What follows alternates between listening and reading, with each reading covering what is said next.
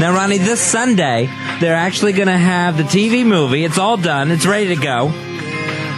Of the Pennsylvania miners story. That's smart to run that against The Sopranos. It'll do well. Right. That'll be on Sunday at 9 o'clock, right up against The Sopranos. The Pennsylvania miners story. Now, they're saying if you are in the least bit claustrophobic, you may not want to watch this film. They said it's very realistic about what the miners had to endure during their 77-hour ordeal of being trapped. The weird thing there, Fez, is, are you claustrophobic at all? Yeah, I get claustrophobic. Among everything else, yeah, claustrophobia, throw it right in. I'm never crazy about the fact of anytime they take you lose your freedom of whether you can leave now. Right. And for that reason, I never we're having our office Christmas party on a boat. Oh, yeah. It's not so much being on the boat, but the fact that you can't say for 4 hours, I want to get the F out of here. And I find myself just looking to shore, longingly. Like, oh, look, there it is. The motherland. Yeah. And I can't stand being stuck at a party like that. That always annoys me. You're at their discretion. No longer your choice on when to go home. Right. And, I'm thinking to myself, okay, I want to go now. Well, you can't. Right. You can't leave now. And that makes me want to leave. Sure. And the people that are enjoying it are just looking crazier and crazier to you. Roy, you're nodding your head. You're a little claustrophobic? Oh, yeah. I'm very claustrophobic. Have you ever been trapped in anything before? Yeah. When I was about 14, I was over at a friend's house, and they had a crawl space, like, I guess one of those little bomb shelter type things. And it was very, very tight. And I went in there just joking around, like saying, ooh, let me go investigate this thing. Oh. And I'm crawling through it. It was all concrete, completely dark. And there's a little door with a little latch on it. And all I hear is the thing go, and then lock. And I'm sitting in there, and I couldn't turn around because it was so tight. I would have had to back up to get out of it. And I just freaked out, and I started banging on it, but it was concrete, so they couldn't hear me.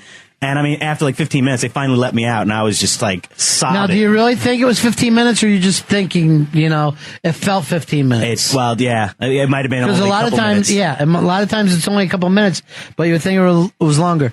Here's something with me. When I was little, I saw this happen. The older kids threw a kid down in the sewer and shut the lid, and he was screaming, right? And I wished I could help him, but I'm like 5. Right. And he wasn't much older, and the kids that did it were like teenagers, right? And he was screaming and scratching like on the top and just flipping out.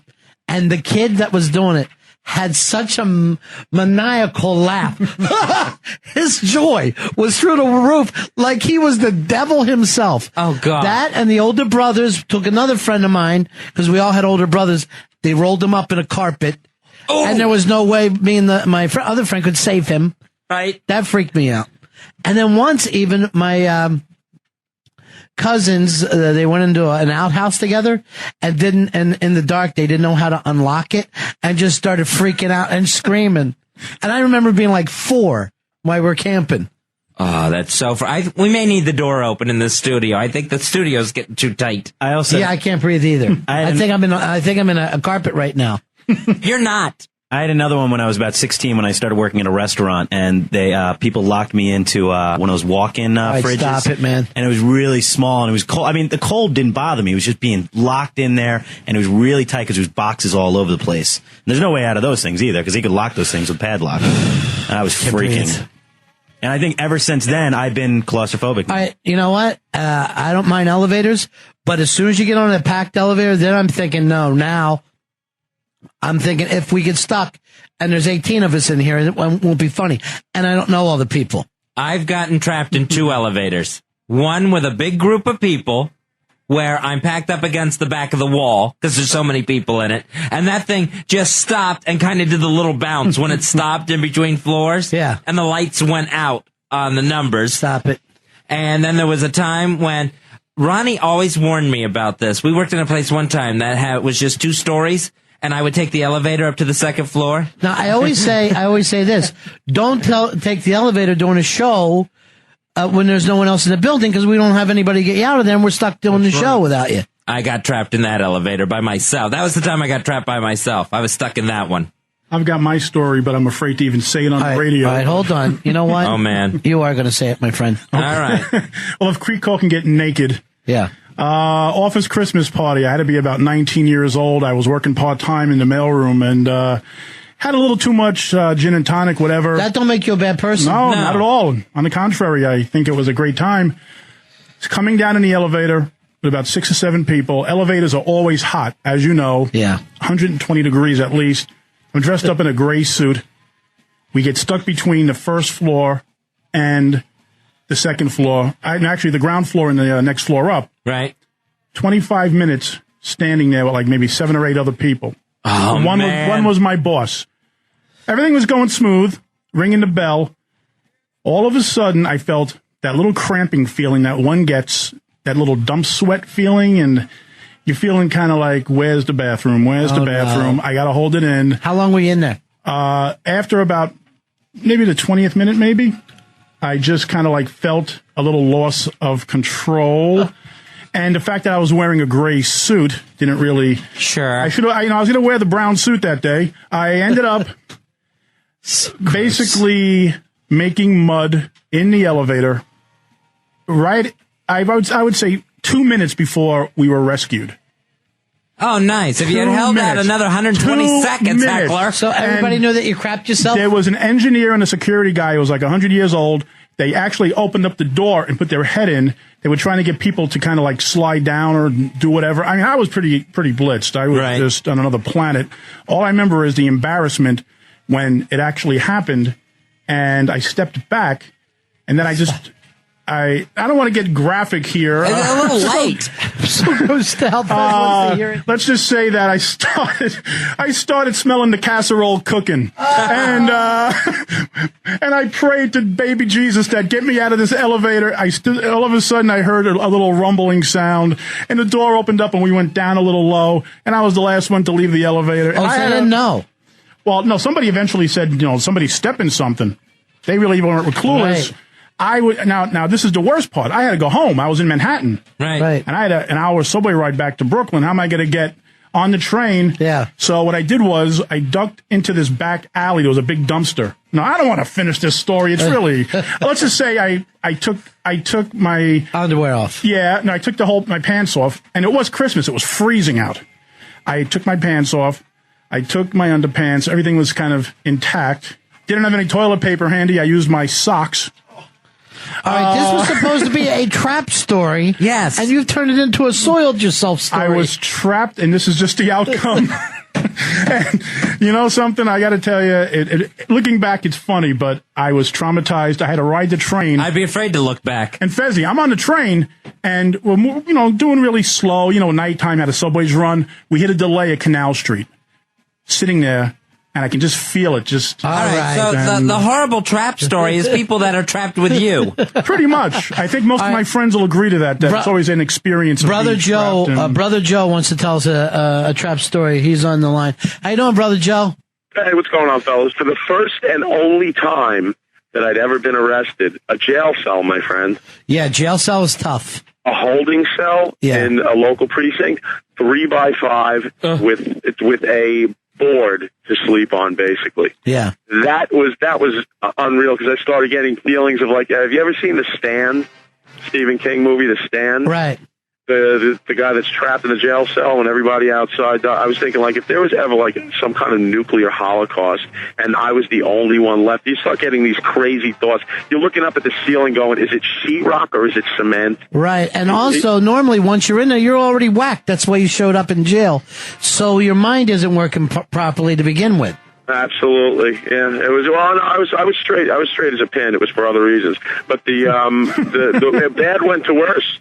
We ended up going into the transport van that takes you to the courts, where it's a van. It's a standard van with a partition down the middle, and you're chained to 5 stinking guys that were more than likely drunk or drug addicts. Right. Just, stacked in half of a van, sitting up with your hands cuffed behind your back. That had to have been the worst time I ever felt any kind of. You were on the claustrophobia. Con Air plane too, right? It's just Yeah. awful. I was in the Roundhouse in Philly. I'm the only white guy in there, and there's got to be like 14 of us all together in this tiny little concrete room. No windows or anything. You get the one mirror that they're watching you through that the guys keep spitting on. And I'm like, what the damn. F? How far have I fallen? And will I ever come back? Oh my God! Yeah, I was when I was in the cell. There was these guys next door that was so inebriated they couldn't speak, and they were screaming all night at the cops. So it was like, you can't even sleep your way through it. You know what? You know what else is really weird? When you're in jail, you're the only one who you think doesn't belong there. You don't really hook up with anyone because you think they all belong there, but you. All right, thanks, Joe. We'll see you. We'll see you real soon, pal. All right, boys. We'll see you soon.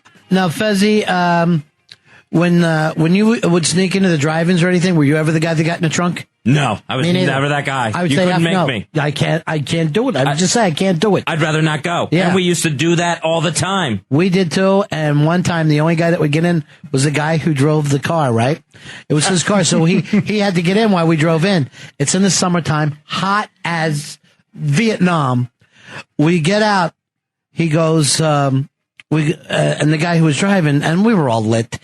He comes back and he's going, which is the trunk key? He was just like 600 keys were on this ring because he was working for the railroad, right? Oh, God. And you hear this, just try all of them. Try all of them. He's freaking out in there.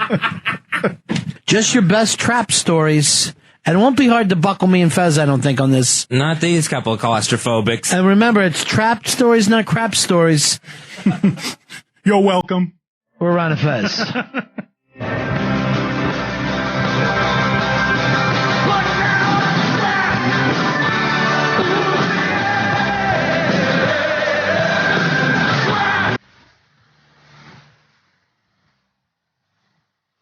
We're Ron and Fez. Talking about the Pennsylvania Miners story. That's going to be a movie on ABC this Sunday. Then started discussing times where we've gotten trapped in our actual lives. Now, GVAC will be the judge and jury tonight, Fezzi. He is a man who nobody can sit here and say, no, GVAC, you're wrong about that. It's he's the dictator of this. GVAC, he's an honest man. He's Captain America. He'll do a good job. And I'll try not to call it early. I thought, Harry Elvis called it early last night. call Harry in. Get Harry Elvis, please. Thank you, Hawkman. Harry Elvis. What an F up last night. Just called the contest right in the middle of it. We have a winner. So he won't even come in. All right, fine. Here is Alex. Alex, you're on Ron and Fez. Hey, Alex. What's going on? Hello? Yeah, Alex, go ahead, buddy. Yeah, I was on a plane for about 22 hours because it couldn't land in New York. God. It landed in Washington, D.C. So you're just circling for 22 hours? No. I guess because I was on a crappy airline, a tower airline, they didn't have the authority to land before, let's say, American or one of the other, big name airlines. And to top it off, when it was in D.C. waiting to get the authorization to go back into New York, there's like a little part on the plane that keeps it from pulling away from the port, and it broke. So we had to wait for another plane to bring that part in so it can fly into New York. All right, have you ever been that, like, you're on the runway, and for whatever reason they don't take off? Yes. And you look down at your watch, and you've been out there so long that you should have landed in your city by now. Oh. You're still sitting, looking at the airport, and then people you'll hear the rumbling start, and then finally somebody will try to make it to the door. Yeah. Eventually somebody snaps. And Let me off this effing plane. They're screaming. And you guys should have seen the scene on that plane when the smokers started thinking, 2 or 3 hours already passed. I have to get I have to light something. Right, that's another I'm going problem nuts here. I'm the guy who runs for the door when it's in flight. Yeah, right. Ronnie's had to put me back in my seat a couple times. Well, you're in first place. What do you think of him, GVAC? It's going to be tough to beat. Yeah, that's a tough one. 22 hours trapped on a plane? And to top everything off, had I known that airline was owned by an Israeli company or an Israeli group, I would have never gone on that plane to begin with. All right, your little anti-Semitic thing at the end not is... anti-Semitic, but just, Shouldn't be too hard to unseat Alex. We'll see. Hold on, Alex. All right, guys. Why would you add that? Everybody blames the Jews for everything. Here is Jeff. Jeff, you're on Run and Fez. Hey, what's going on, buddies? Hey, Jeff, where were you trapped? Well, it's not necessarily a place, I guess. Back in 95, 96, me and a few buddies went to go see the band Pearl Jam on Randall's Island. Yeah. And, of course, before we got into the concert, we were, partying, boozing, sniffing, snorting, whatever. That don't make you a bad person. It doesn't. So we got inside, and long story short, we had to make our way to the front, of course, and before you know it, the crowd just started surging, and you can just feel it, like the momentum. Right. And you just can't fight it. You kind of got to get jelly legs and go with it. And before you know it, dude, I got sucked right under, and just all these people were on top of me, and one of the scariest feelings I've ever had in my entire life. And I know it's a cliche. No, that's awful when you're trapped in a crowd like that. Dude, I started thinking like the AC/DC concert back when all those kids was that AC/DC? It was The Who. Yeah, The Who, Cincinnati. But it also happened with GNR in Europe somewhere. And it also did happen with Pearl Jam like 2 years ago in Europe also. Yeah, like in Amsterdam or something. You know what was really weird? One time I was on stage looking down at that, so I can totally, and it was at a concert setting, and I'm seeing this whole thing, and it starts moving like one animal, and then I see individual people screaming and gasping for breath, and I had to take the mic and do all right, everyone please move back. Can we all take one step back? And I was like trying to keep myself together because I was freaking for these people. Dude, and finally I just screamed out, what if I was in there? Scariest time of my life. Thanks, guys. All right, hold on. What do you think, G-Vec? I think Jeff goes into first place. You're in first place, Jeff. Nice, Hold on, Jeff. okay? Nice with your mosh pit story.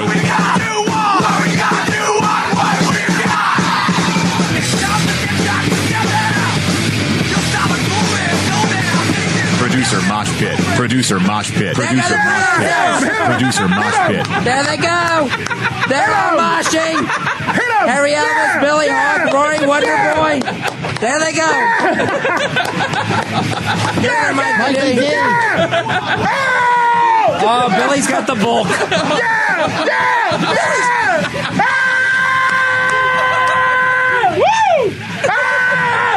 All right. Nice work, boys.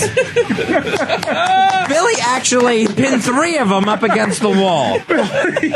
I give him credit, though. When there's more of them, Billy can't get up to full heat. Right. He's twice their age, and he leveled 3 guys. The closest I've ever come to a mosh pit is a fat girl pushed me at an Air Supply concert one time. That was about it. Were you lost in love? We were at the concession stand. All right, here is Kevin. Kevin, you're on Run and Fez. Hey, Kevin.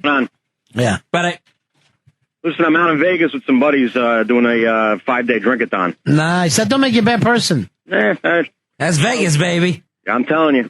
So 16 hours, we go for this drink-a-thon.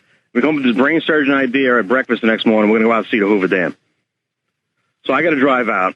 And before I went out, my doctor put me on this medicine because I was tired all the time. You guys familiar with this, phentermine? No, I don't know it. It's like legal speed. Okay. Yeah, I know it. So he says it's like, take one 30-milligram tablet, in the mornings when you wake up, and you won't be so tired. I'm like, all right, I'll give it a shot. So anyway, I take one of these, take the drive out to Hoover Dam. Halfway out there, I'm still dragging. I take another one of these pills. Now we're in the parking lot. Take a third of these pills, and I'm like, man, these freaking things ain't working. What's going on here? This really stinks. I'm half asleep. We're going to see this Hoover Dam. So I take a 4th one, before we get on the elevator. And they inform us that the main elevator that normally holds 60 people is broken. So we have to take the service workers elevator. So they got a big group of us, like 80 of us. And they put us 15 at a time into this little elevator. I feel like I'm trapped in this phone call. I know. Finally, now the story's starting. I'm sorry. Well, the phentermine is the best part of it. Now we get in this little elevator, go down, and there's 15 of us in the elevator. Now we're waiting in this dark, dank hallway, and all you could hear is this water rushing the Colorado River through this entire dam on top of you. It's vibrating, it's shaking, there's water coming through cracks in the walls, and we're waiting. Now we have to wait for all 80 other people All to right, come so down. you were speeding and you got caught in the elevator at the Hoover Dam. What do you think, G-Vec? feel bad for him, but Jeff remains in first place. All right, sorry, Kev. Okay. All right, Jeff stuck in the mosh pit. I'm telling you, He's that in could the have lead. been a great story. You say, hey, I'm speeding. I'm at the Hoover Dam, Right. stuck in the elevator. Then everyone freaks. Yeah, and Bill's everybody always goes, oh, good. my God, no. Speed always good. There was no impending doom to his story. Right, just, I remember it was August, because I just had my cat spaded, and my girlfriend's aunt had called me 2 days before and asked me if I knew where a blender was. So, All right. Jared, you're on Ron and Fez. Hey, Jared. What's going on, guys? But Basically, mine is less of a story, more of a situation. You ever under a car and you're changing the oil and you just freak out? Like that 5 seconds you're under there, I got to get out of there. I can't stay under there for a long time.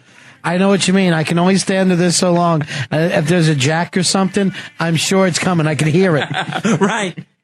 All right, so your thing is one time you had a panic attack for no reason. What do you think of that, G-Vac? I think you should go to a Jiffy Lube, and we're going to keep Jeff at the Pearl Jam concert. Yeah, really, it's personally. $25 now. Get some Xanax. You're under a car and you want out from underneath it. You start doing that shoulder shimmy across the ground to get out. It's awful. All right, this on the instant feedback. The person who is stuck is the one who has to clean up after heckler's mud all over the place. That comes from a gentleman named Thor. Oh, thank you. Here's Ronnie. Ronnie, you're on the Ron and Fez show. Hey, Ronnie. Hey, card holder 14345. Hoo-ah! Yeah, you ever, like, when you play tackle growing up and you got tackled and you had, like, 4 or 5 guys laying on top of you? I can never stand that. And they won't get off and they're pressing on your chest and on your stomach, can't breathe, and it's like they're taking a nap and they're not getting off. Yeah, here's what I hate. You ever see this? When there's a touchdown, the guys start to dive on the guys, and then everybody comes from out of the off the bench, and they all dive, and there's just this huge pile of humans. I'll turn off the TV if I see that. And the guy's already run back a kickoff, so he's gone the distance of the field. I can't breathe. He's underneath that pile. What about when the goalpost comes down? All the people crowd onto the field. It's just scary. Yeah. And you start panicking, and your voice gets real high, like, get off! Get off! Get off! Get off! You mothers! What do you think? Come on, it's Funk Man, G-Vac. Hey, Funk Man, how you doing, brother? Funk. Good, how you been? All right. Yeah, I think everyone kind of had a situation like that. I think, Ronnie, you called it Smear the Queer, was it? Yeah. Yeah, in my neighborhood, it was Pick Up and Slaughter. Was what Pick Up and Slaughter? Pick Up and Slaughter. Funk Man, I'm sorry, bro. We're going to stick with Jeff, though, at the Pearl Jam concert. No problem. Thanks for the time, guys. Thanks, G. Here's Jeff. Jeff, you're on Ron and Fez. Good afternoon, gentlemen. How's everybody doing? We're calling the gang. 19563. This happened about 15 years ago in the middle of summer at a local amusement park. What amusement park were you at? King's Dominion, right outside of Washington. Oh, I know the place. Okay, so there used to be a ride called Smurf Mountain. Oh, that's nice. Okay, it was nice until the ride got stuck in the mountain. The middle of summer, 120 degrees, and this little roller coaster, the Smurf theme for 2 hours, little mechanical Smurfs running back and forth for 2 hours until they got the ride fixed. I never watched another episode of the Smurfs. I tried my best to get out of the seat, but it was the locking roller coaster carts. So there it is. Does that take you back? What do you think? It's horrible. G-Vac? You know, the 120 degrees is nasty. I am not a fan of the heat myself, and that Smurf theme could be torture enough for everyone. But I guess going for the sheer panic of everything, I'm still sticking with the guy being crushed at a concert. But you got to remember Gargamel and Azrael were there. Yeah, I understand. Oh, That's scary. Jeez. Here's Chris. Chris, you're on Ron and Fez. Hi, Chris. Hey, what's up, guys? Yeah, I was trapped in a casket for like 3 hours one night. How the hell could that happen? Oh, please. My friend's father owned a funeral home. So we're all, smoking weed and everybody's having a good time. That don't make you a bad person. No, and then we all go inside and we're playing around inside and they go, get in there. And we're daring everybody to get in. I went and climbed in the thing. So they decide they're going to close it off.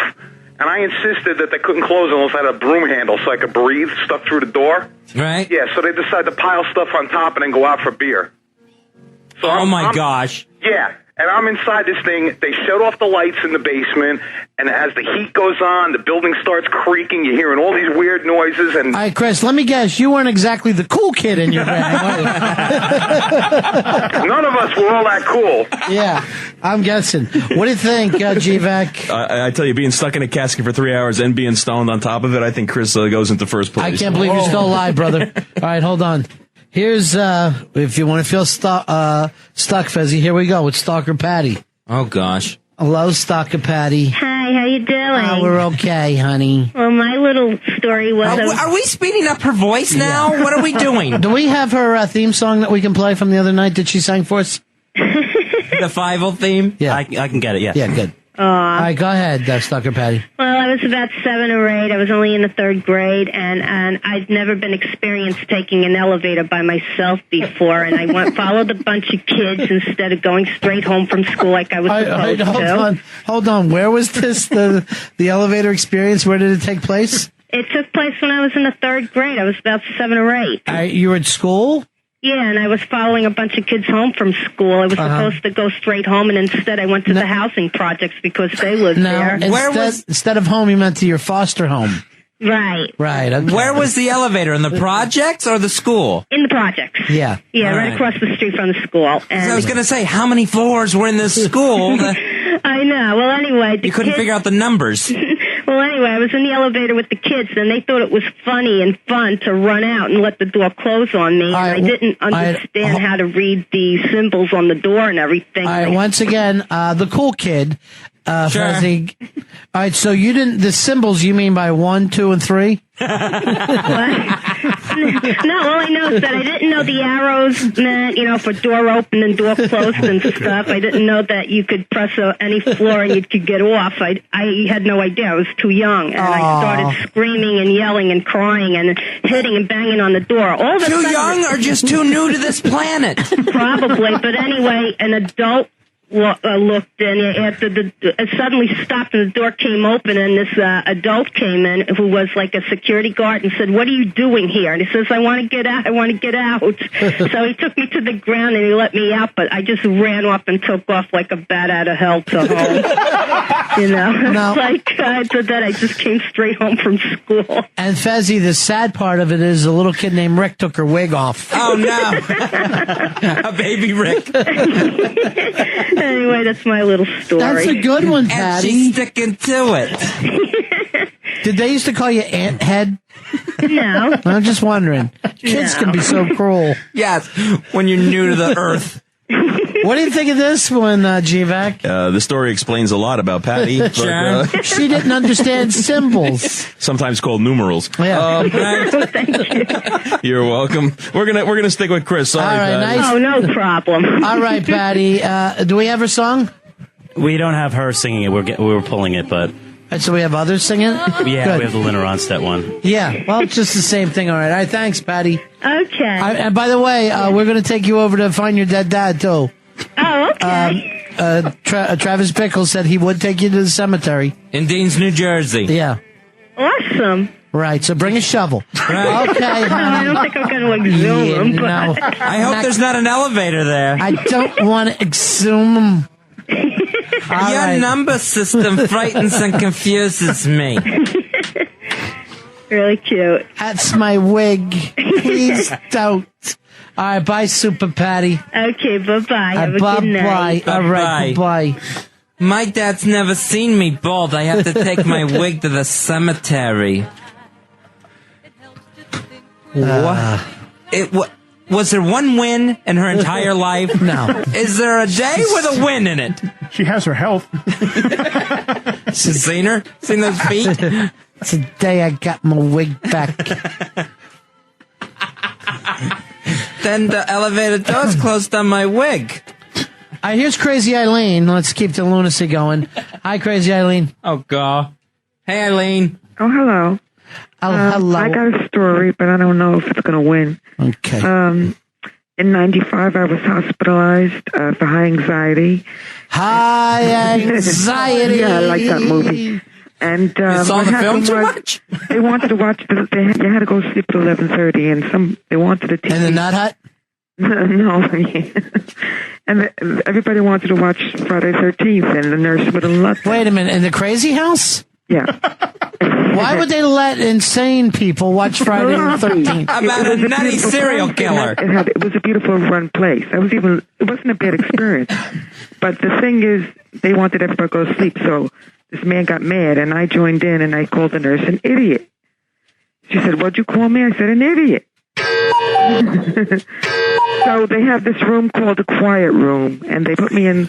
A guy was there before me, and they put me in this quiet room, and they locked the door. It was nothing but a mattress and a big fly flying around, and it was cold. You think that was real? What? Was that a real fly, or you were just saying it? No, that was a real fly. Did they take your hockey mask off you? And they gave me a tranquilizer, and they said they'd come back for me in an hour. But they made it sound, they said in about an hour. Did they know that you have no concept of time? I have a concept of time. Fortunately, there was a young lady there who had been stuck in an elevator who knew numbers and could tell the time for her. Is this Eileen, remember me? Oh, yeah, I was drunk then. Yeah. Okay. Yeah, you can call it drunk. All right, so you think I was annoying? Anyway, so they kept me in this cold room with a tranquilizer, and they made it sound like they were never going to come back. How could they make it sound like? They said in about an hour, and you could hear them just talking in their offices. In their orifices? And my friend came over and Who was it, Ace Ventura? And then my friend came over and mouthed through the window, "Don't make a scene or they're going to leave you here." You can apparently hear plenty in this quiet room. No, she made some motions to me through the window. This friend of yours, could only you and the professor at the college see her? Was it your college roommate, Mrs. Nash? No. You got a beautiful mind, honey. And anyway, and plus you had the secrets of where the Nazis' tanks were. Mm-hmm. No, and then actually the whole scene wasn't really that bad to me then. Sure, that's when you were cutting out Time magazines. They made the room very cold because it was summer, and they gave you a mattress. Mm-hmm. The problem is when you gave the baby a bath. Yeah, and they gave me a tranquilizer, but they. Could we give you one now? They said they would come back, but I thought that they might have forgot about me. And right. There was no way of getting out of that room. Mm-hmm. Finally, after an hour and a half, they let me out, and they made me apologize. And I apologized, and I was very nice to them. And they really had no right to do that. In fact, the more I'm talking about it, I'm thinking of suing. I really am. You know what? I'd like to lock you in a room with no phone. Lock me in a room with no phone? I would like to lock me in a room with no phone. We call to the stand Harvey the Rabbit. This is costing me a lot of money. But anyway, that was my trapped experience. Oh, it's and great. The more I think of it, we're going to send you an invisible prize. What? They had no right to do that. Please. They didn't have to do that. You know what? Write them a letter and see if they don't come and pick you up again. Well, actually, they didn't want to take me into that hospital. They said I wasn't crazy enough. It was only for high anxiety. High anxiety. I wanted to go. They wouldn't let me in. Oh, please. It took me all the place in your mind.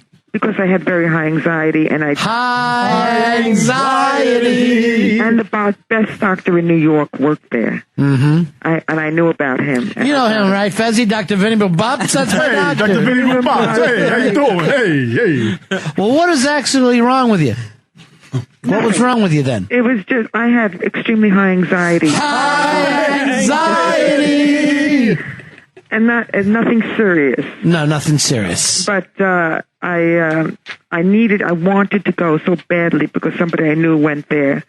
And John Nash? No, and they said it was very good. But what was wrong with you anyway? I just told you. What was it? I didn't hear. It was high anxiety. High anxiety! Yeah. Yeah. And but they trapped me there for like about an hour. And well, why would they even put you there? Because I called the nurse an idiot. I mean, why did you go in the hospital in the first place? Because of high anxiety. High anxiety! I know. But they finally, it was a good thing I went there because it all worked out. Because I don't no longer. Now you're perfect. Yeah, now I don't have high anxiety. High anxiety. Yeah, they promised I never call. Yeah. But I don't know. So that was it. What was it? So that's the story. But what did the doctor? Why would the doctor even bring you there? No, I brought myself there. Why did you even go there? What was wrong with you? You don't. For depression and for. And I had panic symptoms. How would you know that? What was it called? It was called. What was wrong with you? I couldn't eat. I couldn't drink. I had this choking sensation. What's that called when you get that? When you have all those symptoms. When you have all those symptoms, what would you call that? Lunacy. What did they? But what did they diagnose it as? Well, they said it was obsessive compulsive. They said it was just a fixation of high anxiety. High anxiety. All right, Nutsy, we got to go, honey.